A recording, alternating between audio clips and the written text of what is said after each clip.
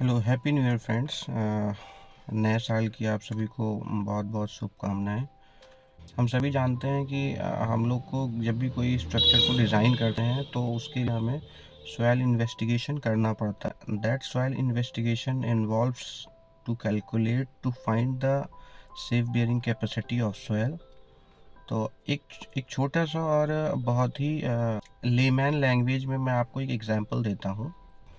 जैसे आप जब कभी सड़क से गुजरते हो रास्ते से और वो वहाँ की मिट्टी अगर कच्ची सड़क है, सड़क गीली है, तो आप जब उससे गुजरते हो पैर आपका उसमें धंसता है रोड में। तो आप क्या करते हो कि वहाँ पर आसपास अगर कोई ईंटा पड़ा हुआ है तो वहाँ रख देते हो उसमें। फिर उस पे से आप जब गुजरते हो तो आप आराम से निकल जाते हो।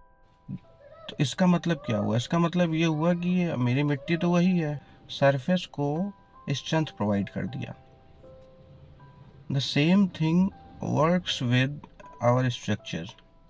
हम लोग जब किसी भी बिल्डिंग को डिज़ाइन करते हैं तो if we found that the soil bearing capacity of that particular place is weak, so we provide the foundation as per requirement. Or if we find that the foundation we are going to provide is very costly, then we focus on the soil strengthening. तो जो process मैंने अभी follow किया, same thing हम लोग करते हैं structure के साथ में।